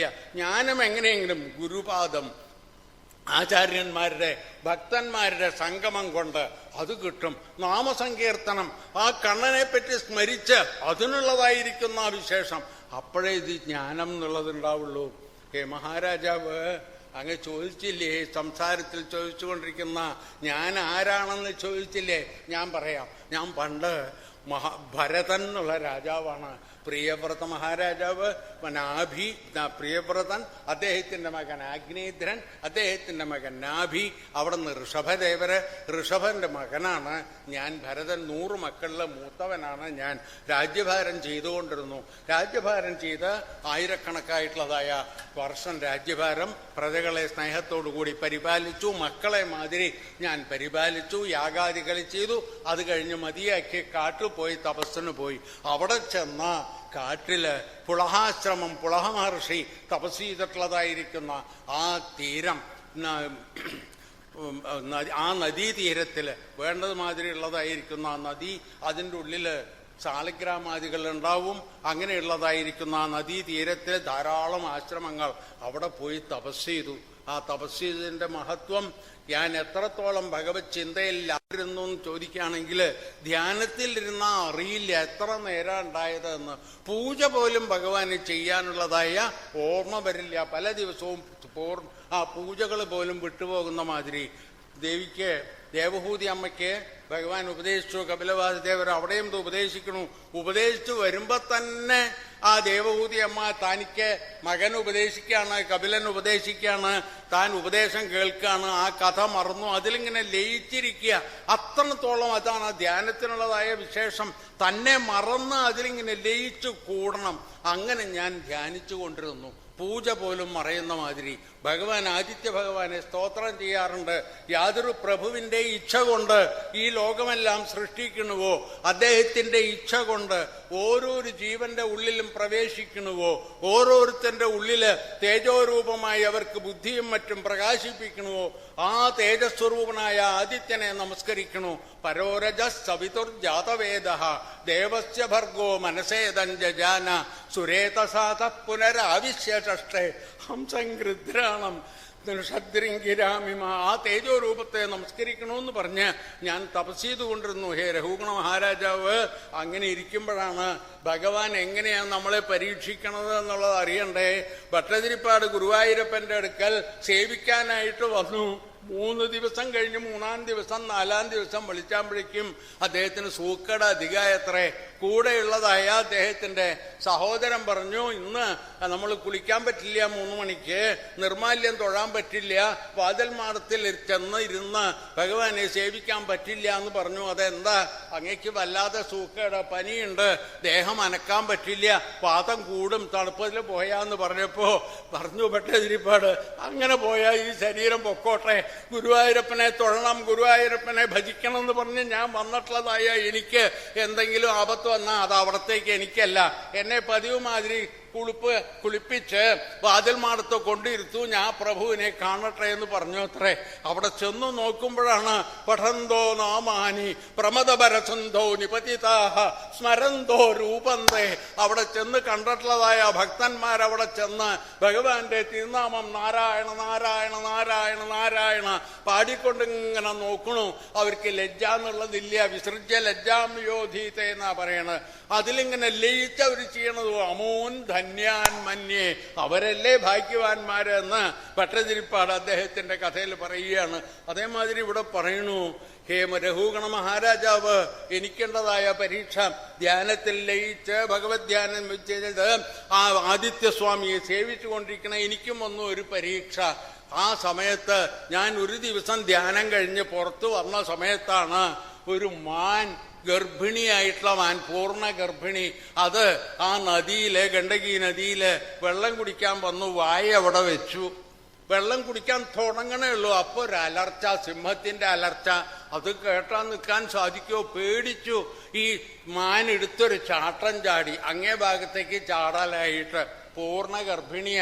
ഈ പേടി, പരിഭ്രമം ഇതോടുകൂടി ഗർഭത്തിൽ നിന്നുള്ളതായ ശിശു മാൻകുട്ടി താഴെ വീണു. മാൻ അങ്ങേ ഭാഗത്ത് വീഴുകയും ചെയ്തു. അത് അങ്ങേ ഭാഗത്ത് വീണു, അത് മരിച്ചു. ഈ മാൻകുട്ടി വെള്ളത്തില്. അതിങ്ങനെ ഒലിച്ചു പോകുന്നത് എന്റെ കണ്ണിന് നേരെയാ. ഞാൻ ഉടനെ ഓടിച്ചെന്നു, അതിനെ എടുത്തു. ഞാൻ രക്ഷിക്കണ്ടേ, ഞാൻ കാരുണികനായിട്ട് ഭഗവാൻ എന്റെ അടുക്കെ ഏൽപ്പിച്ചിരിക്കല്ലേ, ഞാൻ അതിനെ എടുത്ത് രക്ഷിക്കാൻ തോന്നി. ഞാൻ അതിനെ എടുത്ത് രക്ഷിക്കാൻ തുടങ്ങി. ഹേ മഹാരാജാവ്, നമ്മളാണോ രക്ഷിക്കണത്? എത്ര ദിക്കില് നമുക്ക് പറഞ്ഞതുണ്ട്, അരക്ഷിതം തിഷ്ഠതി ദൈവരക്ഷിതം സുരക്ഷിതം ദൈവഹതം വിനശ്യതി. നമ്മൾ രക്ഷിക്കണോ രക്ഷിക്കണോ, ഞാൻ രക്ഷിക്കണോ എന്ന് അഭിമാനിക്കണോ? അതിന് എന്ത് രക്ഷയുണ്ട്? വീട്ടില് വിസ്തരിച്ച് അത് കാറ്റ് കൊള്ളാതെ മഴ കൊള്ളാതെ സൂക്ഷിച്ചു വെച്ചിരിക്കുന്നത് കുറച്ചു കാലം കഴിഞ്ഞാൽ അതിന്റെ കണക്ക് തീർന്നാൽ അത് ജീവനില്ലാതെ ഉണ്ടാവണു. ലോകത്തിലുള്ള സകല സൂക്കേടും വരണു. വേറെ ചിലത് ആരും രക്ഷിക്കാനില്ല. റോട്ടിൽ കിടന്ന മഴയും കൊണ്ട് വെയിലും കൊണ്ട് ആഹാരവും ഇല്ലാതെ എത്രയോ പേര്. ആര് രക്ഷിക്കണോ? അത് ഭഗവാൻ. അതാണ് അരക്ഷിതം തിഷ്ഠതി ദൈവരക്ഷിതം. ഈ രക്ഷിക്കണത് മുഴുവൻ ഭഗവാന്റെയാണ്. രക്ഷിക്കാതിരിക്കണത് അവിടുന്ന് തന്നെ ഉപേക്ഷിച്ചിട്ടുള്ളതായിരിക്കുന്ന ആ കാര്യങ്ങള്. ഇതേ തത്വം തന്നെയാണ് അന്ന് ധ്രുവൻ തപസ്സിന് പോയി. ഭാര്യ പറയണത് കേട്ട് ഭാര്യയെ തടയാൻ തോന്നിയില്ല ഉത്താനപാത രാജാവിന്. അദ്ദേഹം മകനിങ്ങനെ കാട്ടിൽ പോയി എന്താണെന്ന് വർത്തമാനം പറഞ്ഞപ്പോ കരഞ്ഞുകൊണ്ടിരിക്കുകയായിരുന്നു. നാരദ മഹർഷി ചോദിച്ചു, എന്തിനാ കരയണേ? അദ്ദേഹം വന്നപ്പോ ഇല്ല, മകൻ കാട്ടുപോയ മകന് എന്തു പറ്റിയോ, ഏതു മൃഗം പിടിച്ചോ വല്ല ഉപദ്രവിച്ചോ? അപ്പോഴാണ് പറയണത്, അങ്ങയൊന്നും അല്ല രക്ഷിക്കണത് ആ സർവേശ്വരൻ. അരക്ഷിതം തിഷ്ഠതി ദൈവരക്ഷിതം, സാക്ഷാത് സർവേശ്വരനാണ് ആ രക്ഷിക്കണതെന്ന് അവിടെ പറഞ്ഞു കൊടുത്തു. അതേമാതിരി രഘുഗണ, എനിക്ക് അബദ്ധം പറ്റി, ഞാൻ രക്ഷിക്കണമെന്ന് ഭഗവാന്റെ അടുക്ക പറയണത് അതിനൊരൊറ്റ കാരണം തന്നെയുള്ളൂ. നമ്മൾ ഈ വിഷയവും ബന്ധവും എല്ലാം ഉപേക്ഷിച്ച് ഞാൻ ജ്ഞാനിയാണ്, കേമനാണ്, തപസ്സിരിക്കണു, ധ്യാനിക്കണു എന്ന് പറഞ്ഞ് ഇവിടെ ഉറച്ചു നിൽക്കുമ്പോ ധാരാളം ഹോമം ചെയ്തിട്ടുള്ള ഒരു അഗ്നികുണ്ഡം, ആ അഗ്നികുണ്ഡത്ത് പുറമെ നോക്കിയപ്പോ വെണ്ണീറ. അഗ്നികുണ്ഡം ശുദ്ധം ചെയ്യാന്ന് പറഞ്ഞ ഒരാൾ അവിടെ കൈയിട്ടു. അത്രേ കൈയിട്ട് നോക്കിയാൽ കൈ പൊള്ളി. കാരണം വെണ്ണീരിന്റെ താഴെ അഗ്നി ഇനിയുണ്ട്, കേട്ടിട്ടില്ല. അതേമാതിരിയാണ് നമ്മുടെ വിഷയസുഖങ്ങള്. അത് ഇല്ല, ഒക്കെ പോയി കഴിഞ്ഞു എന്ന് ഉറപ്പിച്ചിരിക്കണു. അങ്ങനെ ഇരിക്കുമ്പോഴാണ് അതിൻ്റെ ഉള്ളില് മാനിനെ ഞാൻ രക്ഷിക്കണം. അപ്പൊ എന്തൊക്കെ അതിലുണ്ട്? ഞാൻ രക്ഷിക്കണു, മാനിനെ രക്ഷിക്കണു, ഈ അഭിമാനങ്ങളൊക്കെ ഉള്ളുണ്ട്. അതുകൊണ്ട് വന്നിട്ടുള്ളതായ വിഷമത്രയുണ്ട്. ഞാൻ അത് തന്നെയായി ഞാൻ പൂജ ചെയ്യണം. എനിക്ക് കയ്യിൽ പുഷ്പങ്ങളെടുത്ത് സഹസ്രചീർഷ പുരുഷ സഹസ്രാക്ഷ സഹസ്രപാദേ ഭഗവാന്റെ അടുക്കൽ മന്ത്ര ഉച്ചാരണോട് കൂടി പുഷ്പങ്ങൾ സമർപ്പിക്കുമ്പോൾ ഇങ്ങോട്ട് നോക്കും, മാൻ എന്ത് ചെയ്യണോ? മാനിനെ ഏതെങ്കിലും മൃഗങ്ങൾ ഉപദ്രവിച്ചോ? വേറെ ദോഷങ്ങളുണ്ടോ? അതിനെ ആരെങ്കിലും പിടിച്ചുകൊണ്ട് പോയോ? എന്തിന്? പൂജിക്കാൻ ഭഗവത് ചിന്തയ്ക്ക് ബദൽ മാനിന്റെ ചിന്തയാ വരണത്. ആ മാനിന്റെ ചിന്ത ഉണ്ടെങ്കിൽ എങ്ങനെയാ ശരിയാവുക? ഇങ്ങനെ ദിവസങ്ങൾ കഴിഞ്ഞു, എന്റെ തപസ് അല്ലെങ്കിൽ പൂജ, ധ്യാനം, ആരാധന എല്ലാ ദിക്കിലും മാൻ മാത്രം. പുറത്ത് ദർഭയോ പുഷ്പമോ കൊണ്ടുവരാൻ പോകുമ്പോ മാനിനെ എടുത്ത് തോളിൽ വെക്കും. അത് അങ്ങോട്ടും ഇങ്ങോട്ടും നോക്കും. അത് ആശ്രമത്തിൽ കൊണ്ടുവരും. പൂജിക്കുമ്പോഴും എല്ലാ സമയത്തും ലാളന, പ്രീളന, പരിപാലന എന്തൊക്കെയാ വേദവ്യാസ മഹർഷി പറഞ്ഞിരിക്കണത്. ഈ ഭരതൻ കാട്ടിക്കൂട്ടിയിട്ടുള്ളതായ കാര്യങ്ങൾ എന്താ പറയാനില്ല. അതിനെ ചുംബിക്കുക, അതിനെ കെട്ടിപ്പിടിച്ച് ആലിംഗനം ചെയ്യുക, അതിന്റെ വായിലേക്ക് മൃദുവായിട്ടുള്ളതായ പുല്ല് കൊടുക്കുക, മറ്റുള്ളവർ നോക്കാതെ സദാ സർവ്വനേരവും ഈ മാനിന്റെ ചിന്ത. ഹേ രഘുഗണ മഹാരാജാവ്, ഞാൻ അങ്ങനെ ദിവസങ്ങൾ ഏതൊരു ഭഗവാന്റെ ആ ദിവ്യരൂപമുള്ളില് മേഘശ്യാമം പീതകൗശേയവാസം ശ്രീവത്സാംഗം കൗസ്തുഭോദ്ഭാസിതാംഗം പുണ്യോപേതം പുണ്ടരീകായതാക്ഷം വിഷ്ണും വന്ദേ സർവലോകൈകനായകം. ആ നീലമേഘശ്യാമള രൂപം വെച്ച് പൂജിച്ചിരുന്നതായ എൻ്റെ മനസ്സിൽ ഈ 4 കാലും വാലോട് കൂടിയിട്ടുള്ളതായ മാൻ അത് തന്നെയായിരുന്നു ഉറച്ചു. ദിവസങ്ങൾ കഴിഞ്ഞു, ശത്രുക്കൾ വരാതെ മൃഗങ്ങൾ വരാതെ കാത്തുരക്ഷിക്കണതായി എൻ്റെ ചുമതല. നമുക്ക് കാലം ആർക്കും കാത്തിരിക്കണില്ലല്ലോ. യമധർമ്മരാജാവ് കൂട്ടിക്കൊണ്ട് പോകുമ്പോഴും ഞാൻ ആ മാനിനെ നോക്കുകയായിരുന്നു. പാവം, ഇതിനെ ആര് രക്ഷിക്കോ എന്നിങ്ങനെ നോക്കിക്കൊണ്ടാണ് ഞാൻ ജീവൻ വെടിഞ്ഞത്. അതുകൊണ്ട് എന്ത് ഫലം ഉണ്ടായി? ഞാൻ മാനായിട്ട് തന്നെ വന്ന് ജനിച്ചു. അപ്പോ മാനായിട്ട് വന്ന് ജനിക്കാനാണോ ഈ തപസ് ചെയ്തത്? അറിയില്ല. മാനായിട്ട് ജനിച്ച പിന്നെ ഞാൻ ആലോചിച്ചു, എനിക്ക് എങ്ങനെ ഈ ജന്മം കിട്ടി? ഓർമ്മ വന്നു. പ്രാക്തന പഴയ കാലത്ത് ചെയ്തിട്ടുള്ളതായിരിക്കുന്ന എൻ്റെ പൂജാഫലം, അതുകൊണ്ടാണ് ഇങ്ങനെയുള്ളതായിരിക്കുന്ന ഈ കാര്യം ഓർമ്മ വരാനും. ആർത്തിവ്യക്ത പ്രാർത്ഥന ജ്ഞാന ഭക്തി. ഭട്ടതിരിപ്പാട് പറയണ മാതിരി ജന്മാന്തരത്തിൽ ചെയ്തിട്ടുള്ളതായ പൂജയുടെ ഫലം, ആ പൂജയുടെ ഫലം കൊണ്ട് ഞാൻ ചെയ്തിട്ടുള്ളതായ പ്രവൃത്തി എവിടെ തെറ്റി? ധ്യാനത്തിന് മാനിനെ ധ്യാനിച്ചു, മാനായിട്ട് വന്ന് ജനിച്ചു. ഭഗവാനെ ആരാധിച്ചത് കൊണ്ട് പൂർവജന്മ സ്മരണ കിട്ടി. അത് വന്നപ്പോ എനിക്ക് പശ്ചാത്താപം വന്നു. ആനയുടെ കാര്യത്തില് ഗജേന്ദ്രമോക്ഷത്തിൽ അതിങ്ങനെ തന്റെ യോഗ്യതകളൊക്കെ കഴിഞ്ഞു, ഒരു വഴിയില്ല. മറ്റുള്ളതായ ആനകളെ ജയിക്കുന്നത് പോയി സിംഹത്തിനെ വരെ ജയിക്കുന്നതായ ഗജേന്ദ്രന് ഈ ഒരു മുതല കാലിൽ വന്ന് വലിച്ചപ്പോ അതിനെ കുടഞ്ഞെടുക്കാൻ സാധിച്ചില്ല. ഓർമ്മ വന്നു, തനിക്ക് എവിടെ അബദ്ധം പറ്റി? ജന്മാന്തരത്തിൽ ആരാധിച്ചിട്ടുള്ളതായ സർവേശ്വരൻ, തൂണിലും തുരുമ്പിലും നിറഞ്ഞിട്ടുള്ളതായിരിക്കുന്ന മഹാപ്രഭു ആർത്തിവ്യക്ത. മനസ്സിൽ ഓർമ്മ വന്നു, വിളിച്ചു, സർവാന്തര്യാമിയായ മഹാപ്രഭു എന്ന് അവിടെ വിളിച്ചു. അതേമാതിരി എനിക്ക് ഓർമ്മ വന്നു, ഞാൻ ചെയ്തിട്ടുള്ള പിഴവ് അവിടെയാണ്. അതുകൊണ്ട് ഇനി ഒരിക്കൽ അബദ്ധം വരരുത്. ഹേ രഘുഗണ മഹാരാജാവ്, ഞാൻ മാനിന്റെ ജീവിതത്തില് ഇനി യാതൊരു തരത്തിലുള്ളതായ അബദ്ധം ഉണ്ടാവരുത്. അങ്ങനെ കാലങ്ങൾ കഴിഞ്ഞു. കുറേശ്ശെ കഴിഞ്ഞ ഒടുവിലാവുമ്പോൾ എന്ത് വന്നു? ഈ ശരീരം വിടാനായിട്ട് ഞാൻ പുളഹാശ്രമത്തിലേക്ക് തന്നെ ചെന്നു.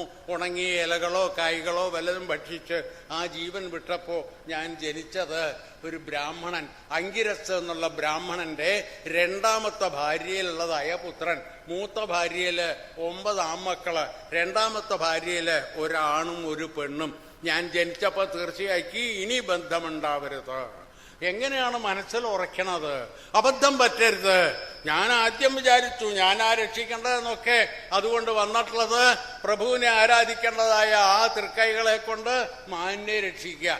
അത് ഭഗവാന്റെ ചുമതല അവിടെ നോക്കും. ജ്ഞാനസ്വരൂപനായിട്ടുള്ളതായ പ്രഭുവിനെ സ്മരിക്കുമ്പോൾ അത് വിട്ട് ഇതിന്റെ പിന്നാലെ വന്നതുകൊണ്ട് അതുകൊണ്ടുള്ളതായ ദോഷം ഇനിയില്ല. അന്ധ, ബധിര്, കണ്ണ് കാണാത്തവൻ, കാത് കേൾക്കാത്തവൻ, സംസാരിക്കാൻ സാധിക്കാത്തവൻ, അങ്ങനെ മാതിരിയുള്ളതായ മന്ദബുദ്ധിയായിട്ടാണ് ഞാൻ വളർന്നത്. അച്ഛൻ എൻ്റെ അടുക്ക വല്ലാത്ത സ്നേഹമുണ്ട്. ആ സ്നേഹം എന്ന് പറഞ്ഞാൽ ഉടനെ ഓർമ്മ വെച്ചോളൂ, ഇത് ബന്ധത്തിനുള്ളതായ വഴിയാണ്. അതിന് രണ്ടാമത്തെ ഭാര്യയില് അതിലുള്ളതായ മകൻ, ഈ ഇളയ മകന്റെ അടുക്ക സ്നേഹം ഉണ്ട്. അദ്ദേഹം പറഞ്ഞു കൊടുത്ത് ഇവിടെ പഠിപ്പ് കയറുന്നില്ല, എന്നാ ഉപനയനം കഴിച്ച് നോക്കാം, പൂണൂലിട്ട് നോക്കാം നോക്കിയത്രേ. അങ്ങനെ പൂണൂലിട്ട് നോക്കിയിട്ടും ഞാൻ ഈ ആത്മസ്വരൂപത്തെ ധ്യാനിക്കുക. അബദ്ധം പറ്റരുത്. അതുകൊണ്ട് അദ്ദേഹം ഗായത്രി ഉപദേശിക്കുമ്പോൾ അദ്ദേഹം എത്ര പറഞ്ഞോ അത് ഞാനിത് പറയും. പറയൂന്ന് പറഞ്ഞാൽ ഞാനും പറയൂന്നേ പറയൂ. തത്സവിതുർന്ന് അദ്ദേഹം പറഞ്ഞാൽ ഞാനും അതുവരെ പറയുണ്ടാവും. എന്തിന്? അച്ഛൻ ഒരുമാതിരി തീർച്ചയാക്കി ഇവൻ ഇനി നേരെയാവണ വഴിയില്ല. അദ്ദേഹത്തിന്റെ ശരീരം അങ്ങനെ അത് കാലം തീർന്നു. എൻ്റെ അമ്മ, രണ്ടാമത്തെ ഭാര്യ, അദ്ദേഹത്തിന്റെ ഒപ്പം ശരീരം വിട്ടു. പിന്നെ ജ്യേഷ്ഠന്മാരാണ് പരിപാലിക്കണത്. അവരെന്നെ നേരെയാക്കാൻ നോക്കി. വെറുതെ ആഹാരം കഴിക്കാൻ എങ്ങനെയാ? വയലെങ്കിലും നോക്കട്ടെ, ഇവന് പഠിപ്പ് വരില്ല, ബുദ്ധിയില്ല, ഒന്നുമില്ല. അങ്ങനെയെങ്കിലും വയൽ നോക്കാനായിട്ട് നെല്ലിങ്ങനെ വളഞ്ഞു കിടക്കും, അവിടെ കാത്തുകൊണ്ടിരിക്കാൻ പറഞ്ഞു. ഞാൻ അവിടെ ചെന്നിരുന്നു. ഭഗവത് ധ്യാനത്തില് പശുക്കള് വരും, തിന്നിട്ട് പോവും, മറ്റുള്ളതായ ജീവജാലങ്ങൾ വരും. അവര് തീർച്ചയാക്കി ഇവനെ ആഹാരം കൊടുത്തിട്ട് കാര്യമില്ല. ആദ്യം കുറെ എന്തെങ്കിലുമൊക്കെ തരും, അത് കഴിഞ്ഞ് എന്നെ വീട്ടിൽ നിന്ന് പുറത്താക്കി. ഞാൻ പുറത്തിങ്ങനെ പോയി, എവിടെ വേണമെങ്കിലും പോവും. ആരെങ്കിലും എന്തെങ്കിലും പണി പറഞ്ഞാൽ പണി ചെയ്യും. എത്ര പണി ചെയ്യാന്നില്ല, കൂലി പറയാറില്ല. ആഹാരം തന്നത് നല്ലതോ ചീത്തയോ തണുത്തതോ പഴയതോ പുതിയതോ നോക്കാറില്ല. മതിയെന്ന് പറയാറില്ല, പോരാന്ന് പറയാറില്ല. അങ്ങനെയുള്ളതായ ആ സ്വരൂപമായിട്ട് ഞാൻ കഴിച്ചുകൂട്ടി. ഹേ രഘുഗണ മഹാരാജാവ് അങ്ങനെ മനസ്സിൽ ശീലിച്ച് മറ്റൊന്നിലും ബന്ധപ്പെടാതെ വരുത്തിയിട്ടുള്ളതായ ഈ ശരീരം. അപ്പോഴും ഭഗവാന്റെ പരീക്ഷണം തീർന്നില്ല. അപ്പോഴാണ് ഒരു കള്ളന്മാരുടെ തലവൻ വൃഷളപതി, അദ്ദേഹം മകനുണ്ടാവാൻ, ഉണ്ണി ഉണ്ടായിട്ടില്ല, അദ്ദേഹത്തിന് സന്താനം ഇല്ലാത്രേ. ആ സന്താനത്തിനു വേണ്ടി ഭദ്രകാളിക്ക് ബലി കൊടുക്കാനായിട്ട് കൊണ്ടുപോയി. ആ കൊണ്ടുപോകുന്ന സമയത്ത് ഞാൻ ഈ വഴി കൂടി ഇങ്ങനെ നടക്കണു. അച്ഛനിട്ടിട്ടുള്ള പൂണൂല് കറുത്തൊരു നൂല് കഴുത്തിൽ ഇങ്ങനെ കിടക്കണു. ആരെങ്കിലും നോക്കിയാൽ ബ്രാഹ്മണനാണെന്ന് പറയുക പോലും ഇല്ല. ഞാനിങ്ങനെ നടക്കുമ്പോൾ ആ കള്ളത്തലവന്റെ ആൾക്കാർ വന്ന് കൂട്ടിക്കൊണ്ടുപോയി. ഞാൻ കൂടെ പോയി. എന്നെ അവർ കുളിപ്പിച്ച് കോടി ഉടുപ്പിച്ച് ആഹാരം തന്ന് ഇതൊക്കെ ഞാനൊക്കെ അനുഭവിച്ചു നിന്നു. അത് കഴിഞ്ഞ് കാളിയുടെ മുമ്പിൽ കൊണ്ടുപോയി ഇരുത്തി. അവിടെ ഇരുന്ന് കാളിക്ക് ബലി കൊടുക്കാൻ കൊട്ടു തുടങ്ങി ഒരാൾ വാളെടുത്ത് ഇങ്ങനെ തുള്ളാൻ തുടങ്ങിയപ്പോ ദേവിക്ക് ചൂട് ഉണ്ടായി. ആ ദേവിക്കാണ് ചൂട്. ബ്രഹ്മസ്വരൂപമായിട്ടുള്ളതായ ഒരാളെ, ബ്രഹ്മജ്ഞാനിയെ ഉപദ്രവിക്കാൻ പുറപ്പെടുമ്പോ ദേവിക്ക് സഹിക്കുവയ്യാൻ സാധിക്കാതെയായി.